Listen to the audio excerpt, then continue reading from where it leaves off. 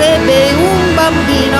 Raccogli anche se non vedi, raccogli soprattutto se è vento, tutti i pezzi del sogno, le parole della luna, questa caramella di ninfa, il bacio della fortuna,